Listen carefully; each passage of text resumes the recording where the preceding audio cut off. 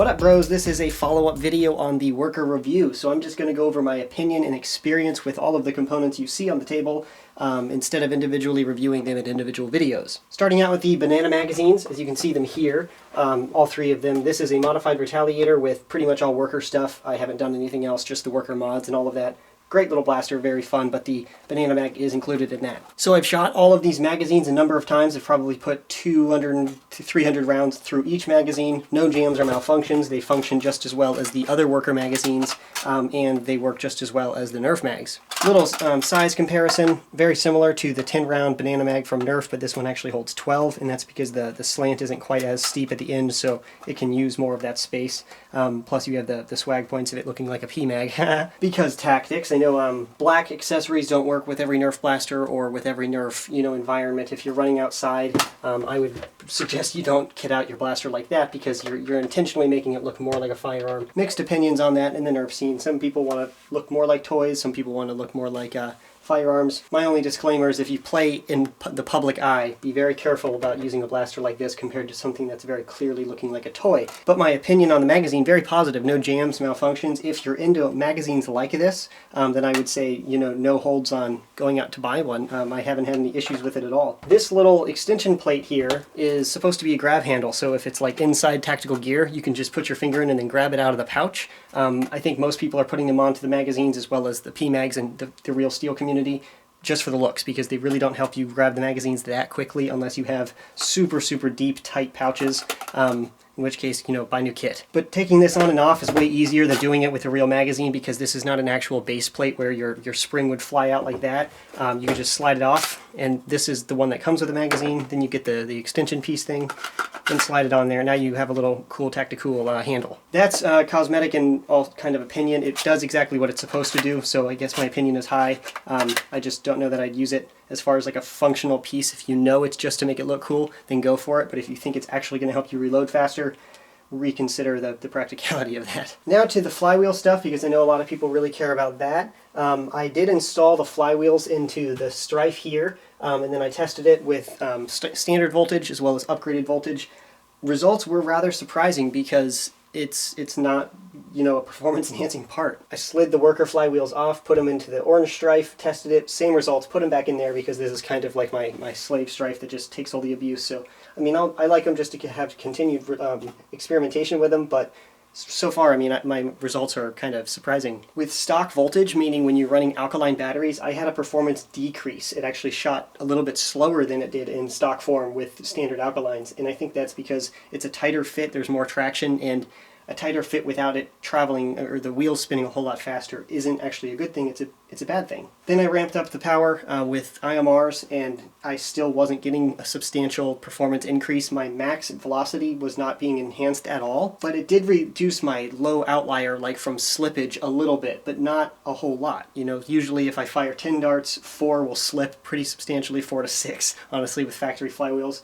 And then drop, 10, 15 feet per second. With these, maybe 2 to 4 were kept slipping, and it's an improvement, but not a substantial one, and I was really expecting there to be a higher max, like to be able to achieve faster velocities because of the grip, because of the concave nature of them. But that's not what I saw in my experiments. The build quality of the flywheel is still solid, but with this type of part, it's kind of a performance part, so how it feels and looks isn't as important, at least to me. So yeah, that's kind of a bummer. If you run standard alkalines and don't upgrade your batteries, I would definitely advise not buying the flywheel upgrades, although I don't know why you would be upgrading the internals if you don't want to buy new batteries. But if you do, maybe if you're going after a particular application, I don't know, but for the time and money, I think they're much better mods. Very surprising because I thought the concave nature of the flywheels was going to help a whole lot. That's not what I saw in my tests, but that's it for the flywheels. Also, the little screw thing, this is really helpful because I kept running tests throwing in and out different batteries in these blasters. This little guy goes in to replace your screw, so you don't need a screwdriver, so you can just pull your plate off. That's helpful because I eventually just throw that plate away, or I lost it, I misplaced it, because I don't want to deal with finding my screwdriver and putting it in and out when I keep changing out batteries because I have to check, 2 IMRs, 3 IMRs, 4 IMRs, alkalines, just to track the progress of dart slippage. So that's definitely really cool. Not as important, again, if you use alkalines because your batteries last long enough, but after 1 Nerf war with IMRs, I take them out, I charge them, or, store them. I don't like to keep them in the blaster. That little guy is such a small little detail, but very cool. And they have them for the Rapid Strike and maybe some other blasters that I haven't installed them on. I just have them on this stripe here. And eventually, if I find that plate, I'll put it onto that one as well. Very surprising about the Flywheels, but that's it about that. Now to the Mega conversion kit. This thing, very cool. I've tested it on the Chrono. I've shot it. Super cool. Very happy about this product. So to show you what's going on here, they have different kits available, and you have to buy the right kit for the different blaster because these barrels are actually shaped a little differently. The Big Shock one shaped differently than the Cyclone Shock barrels. But this is a little orange piece of plastic, and I'll install it right now just to show you how easy it is. That friction fits into the Mega barrel here, and it converts your Mega gun to a micro or an elite blaster, and it just shoves in there like that. And I have the other 4 in there already. So this shoots micro darts, and it shoots them really hard because obviously the Mega blasters are more powerful to propel that larger dart. Get the same energy source of the blaster that is used to shooting this to shoot the little micro dart, or I'm sorry, the little elite dart, and it shoots it a whole lot harder. The Cyclone Shock and the Roto Fury were shooting about 70 feet per second with the Mega darts. After I put in the conversion kit, I was shooting elite darts about 90 feet per second, which is awesome. People have been doing this barrel conversion since the Mega blasters have come out, so it's not new by any means, but if you go through all of the hassle to mod, then you might as well buy an elite blaster and upgrade it because it's a smaller package. A strong arm is smaller than this blaster. That's why I never did that mod and I didn't really understand it. But the really cool thing is if you want to go back to Mega, you can with this little guy. It's a little key. The tip of each of these barrel converters is threaded, and that's also threaded. So you can just screw it in there and then pull on it, and the barrel will come right out. So then you can put back in your Mega darts and shoot those. It's not fast enough or really easy enough to do like on the field if you're like, oh, I need to shoot a Mega dart now, because it takes a second, then you have parts like flying around, but in between rounds or in between days, it's really cool to not have to glue in a barrel and then disable Mega ability. That is the biggest reason I would recommend checking this out if you want to, if you're not a modder and you want to shoot an elite dart 90 feet per second, that's probably the fastest way to do it that doesn't permanently modify your blaster, which is really cool. 90 feet per second isn't top tier modding in the elite world. You can get a flywheel gun to shoot 110 feet per second pretty easily, but that is much faster and not permanent. It's not really a real modification because you can undo it, and then you have a completely factory blaster.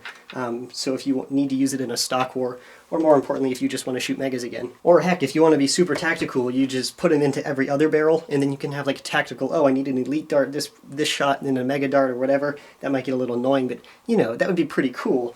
Especially on something like the Roto Fury when you have more barrels. Taking it in and out is pretty fast, giggity goo. They're affordable, they're really nice, and the threading there does not disrupt your dart tip. It doesn't like shred your darts. It's mild enough, and it's the female thread in there, so it's recessed behind like the inner diameter of the threaded wall. If you are a modder, you never want to go back to Mega, you can do this with PVC and glue it in there. But the fact that it's reversible is super cool, and that's the biggest deal for me. Especially for the non-modders or the people who don't want to take apart the blaster, you can do everything from the outside. Although it is worth noting, when you put this thing in there, you are disabling the air restrictors. So if you dry fire the blaster or fire without ammo, the air restrictor is like disabled, so you can't try fire the blaster like this repeatedly, or you might end up damaging your plunger tube. With the factory spring, you're not going to like shatter it after like 3 shots, but just don't go around bang bang bang bang bang dry fire all day every day, or you might end up breaking something. Just definitely worth noting if that's important to you. So yeah, that is the Mega conversion kit. All 3 blasters that I tested, positive results on all of them. I took them in and out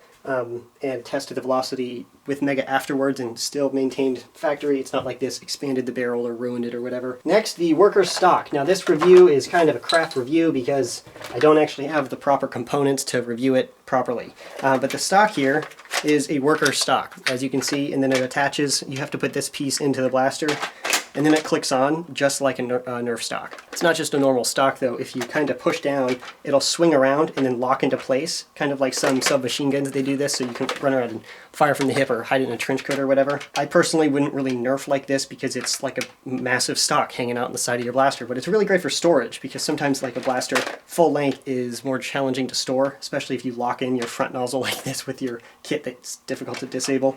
that's pretty convenient. The reason I can't really fully review this is because my stock is not actually set up for this buffer tube or receiver extension, sorry. That's because the dimensions are a little off. This is dimension for a real steel firearm, which doesn't fit toy grade or like airsoft style buffer tubes or receiver extensions, but it's a multi-position buffer tube, so you're supposed to be able to click and adjust this stock. My stock won't do that because it's the wrong stock. And I ordered a stock for this review and for this blaster so I can have an adjustable stock, but I accidentally ordered it without paying attention to the location, and it's coming from China, so it'll be here in, I don't know, like 5 years. Of course, I'm exaggerating, but I can't wait for that. I'm trying to get this review out for you guys. But the folding nature of it is really cool, just for that. And then when it's extended and locked into place, it is very stable as far as any Nerf blaster goes. So it's not going to collapse on you or do anything annoying. Definitely positive if you want the side folding ability, which I think is super tacti-cool. I have made a review on the pump action kit. Positive still. Phenomenal kit. I love this thing. If you don't want to buy an Alpha Trooper, you can buy Retaliator, making an Alpha Trooper pretty quickly. You know, tacti-cool, whatever. I think it looks awesome. Increases your rate of fire. Up here I have the rail systems for the just Nerf blasters in general. These ones attached to Nerf rails, and then I have an adapter here. This is like a bolt-in rail that, if you can see the screw holes there, you can just bolt this anywhere and then you have a Nerf rail. That's the same dimensions as a Nerf rail, so you can slide your Nerf accessories onto that if you want to bolt this to anything, but it's also used as an extension piece or a connector piece that slides into the Picatinny rail that connects to a Nerf rail, so conveniently put a Nerf rail or a Nerf rail underneath it. And I do realize that was off camera, sorry. And then you can get another rail and then slide it on here. My optic is attached to the rail, so you know, tacti-cool style points. Then you can do that and create an entire flat top rail, which looks awesome. It's not really functional. I don't know what you'd put, unless you have like thermal, night vision, and all these things, and PEC box and all that cool stuff. Oh, this is a replica EOTech that I bought on eBay, just as a prop for, you know, if I want to act tacti-cool in one of the shenanigan Saturday videos. It doesn't help you aim, and it is worth noting, since I brought it up, that the aiming, if you're like hardcore into accuracy and you actually think your Nerf gun shoots accurately enough to warrant an optic, this is just for the tactical style points, not to use as an optic. This rail is not sustainable for a 0. Unless you glue this down, and even when you do that, your rail has to be precise so your optic can be precise. Otherwise, you know, you're not going to be shooting in where you're supposed to be shooting. As you can see, there's quite a bit of flex here. So this optic would not maintain a 0, and I'm not saying, oh, under heavy recoil. I'm just saying by moving, this thing is moving like a ton. It looks cool, and if you buy it for looks, it definitely does that. And most Nerf components, they shift, they move, they're plastic. The tolerances aren't really designed like firearms, and that means your 0 is going to break or, you know, shift. Just in case, you know, there's like 2 or 3 guys out there who are like, hey, I'm a super elite sniper. I've done my upgrades. I can shoot super accurately, like 50 yards. I need my optics, so just in case, you know, that could be a deal breaker for you guys. But of course, you guys are using Centurions anyways, super elite snipers, not Retaliators with pump action. That's not sniper class. And I really like these rails in general because these attach to Nerf rails, and then they give you a Picatinny rail, and then they have these little threads in there so you can screw it to the rail to make sure it's super secure. So then you can convert any rail that Nerf makes into a Picatinny rail if you want to attach an EOTech to the bottom of your stripe, I don't know.